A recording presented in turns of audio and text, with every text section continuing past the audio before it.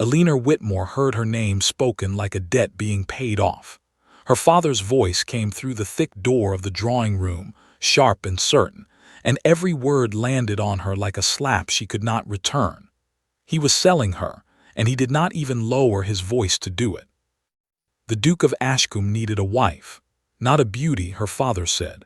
A woman who could run a house and stay out of sight. He laughed when he said it, a short, ugly laugh, and the man across from him laughed too. Alina stood frozen in the hallway with her hand pressed to the wood, her heart pounding so hard she thought they might hear it through the wall. She had spent her whole life being told what she was not pretty enough to marry for love, not clever enough to be praised, not loud enough to be noticed. She had learned to disappear in rooms, to become furniture, because disappearing hurt less than being seen and rejected. Now her father had found a use for that skill. He was handing her to a blind man because a blind man would never know the difference. The carriage came for her 3 days later. Her father did not walk her to the door. He simply told her to behave, to be useful, and to remember that families like theirs did not get second chances. Alina climbed into the carriage alone, her trunk strapped to the back, her future decided by men who had never once asked what she wanted. The road to Ashcombe Hall was long and gray, and she watched the fields pass without really seeing them. She kept thinking about the Duke's laugh through the wall. She wondered if he laughed like her father, cold and satisfied. She wondered if he would speak to her the way her father did, as if she were a problem to be managed rather than a person to be known. When the carriage finally stopped, the house rose up in front of her like something out of an old story, tall and gray stone, ivy climbing one wall like it was trying to escape. A servant opened the door before she could knock, and inside the air smelled of beeswax and old wood, quiet in a way that felt deliberate, as if the whole house had been trained to hold its breath. She was led through a hallway lined with rope along the wall, waist high, worn smooth by years of hands. She did not understand it yet. She only knew that everything here felt different, careful, arranged for a purpose she could not name. At the end of the hallway, a man stood waiting.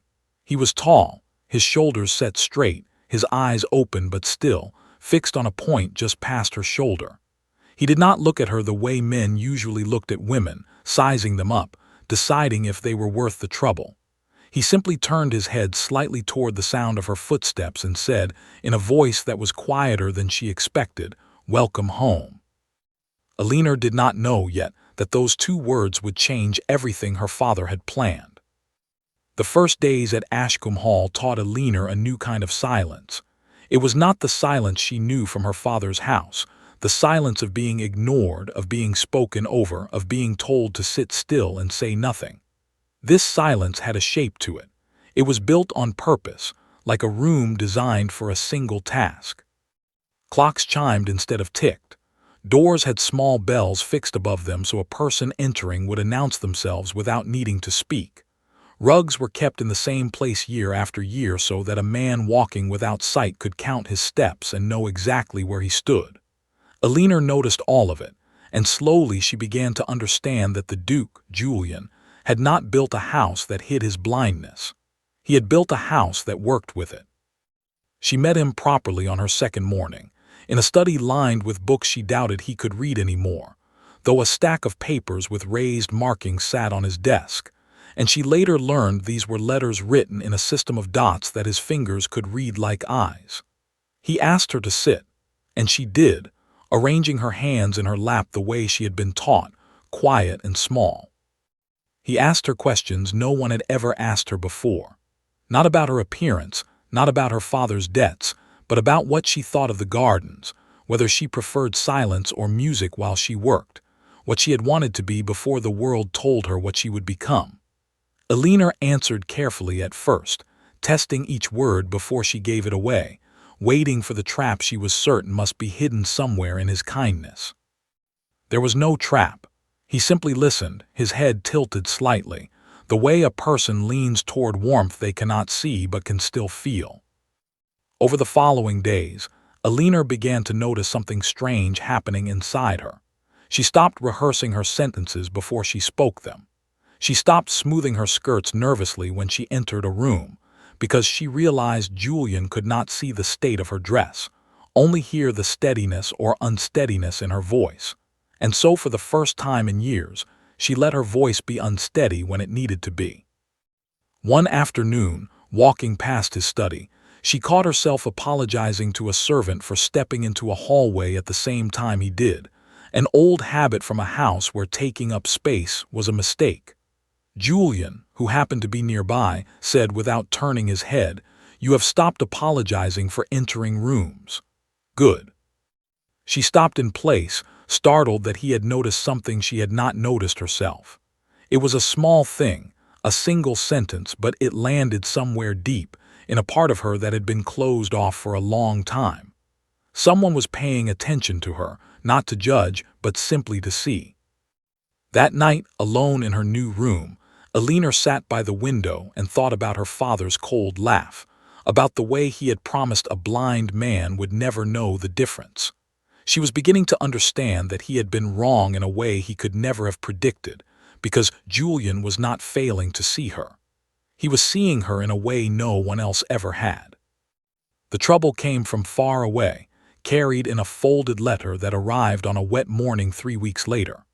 Alina watched Julian's steward read it aloud in the study, and she watched Julian's face go still in a way she had learned to recognize, a stillness that meant something important was happening beneath the surface. A doctor in Vienna had developed a new method, the steward explained, a delicate procedure that had restored partial sight to 2 other patients with injuries similar to the Duke's. It was not certain. It was not safe. But it was possible, and possible was a word that changed the air in the room. Alina sat very still, her hands folded in her lap, and felt something cold settle in her chest that she did not want to name. She told herself it was only worry for his safety, the danger of travel, the risk of the procedure itself. But underneath that worry sat something smaller and more shameful. A fear she could barely admit even to herself. If Julian could see again, he would see her. Not the version of her built from careful footsteps and steady breathing and unhurried conversation, the version he had come to know in the dark. He would see the plain face her father had dismissed with a single cruel word, and she was afraid that face would undo everything the last 3 weeks had built between them. She said none of this aloud. When Julian asked her opinion, sitting across from her with the letter still in his steward's hands, she told him simply that she hoped it would work, that she wanted him to have every chance at the life that had been taken from him. It was true, even with the fear sitting beside it. He left for Vienna within the week. The house grew quiet in a different way without him, not the careful quiet he had built, but an empty one, full of rooms that no longer had a purpose. Alina threw herself into the work of running the household, correcting ledgers, walking the gardens he loved, keeping his home exactly as he would want to find it, whether or not he ever truly saw it again. Weeks passed with only short letters, careful and brief, giving no promise either way. Alina read each one twice before folding it small enough to disappear into her palm. She did not cry, because crying was a thing she had stopped allowing herself long before she ever arrived at Ashcombe Hall, but some nights she sat by the same window where she had first understood what it meant to be truly listened to, and she wondered if that understanding was about to be taken from her. The day Julian returned, the entire household gathered as if bracing for a storm. Alina stood in the same doorway where she had first arrived, months earlier, wearing the same plain dress her father had once mocked, and she felt the old fear rise up in her, the fear of being looked at and found lacking. The carriage stopped. Julian stepped down slowly, one hand steadying himself against the door, and Alina could see immediately that something had changed. His eyes moved now, tracking light and shape in a way they had not before, though the steward had warned her his sight would remain blurred, partial, more shadow than detail. He did not look toward the grand staircase first, or the row of waiting servants, or the house itself. He turned his head toward the sound of her breathing, the same way he always had, and began walking toward her, slowly, testing each step the way a man does when a world he cannot fully trust is opening up around him. Alina did not move. She waited, the way she had waited her whole life to be judged and dismissed, bracing herself for whatever would happen when his half-restored eyes finally settled on her plain, ordinary face.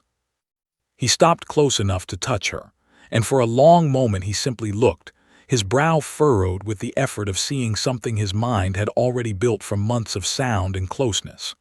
Then his expression softened into something Alina had never seen on another person's face before, not surprise, not disappointment, but recognition, quiet and complete.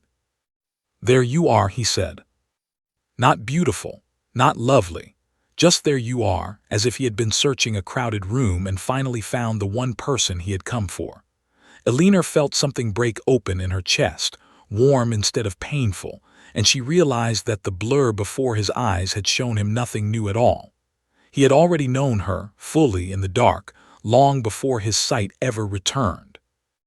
Her father, who had come uninvited to witness the homecoming and claim some credit for the match, stood at the edge of the courtyard and said nothing. Alina did not look at him. For the first time in her life, she did not need to. She had spent years learning how to be overlooked, how to make herself small enough not to disappoint anyone watching.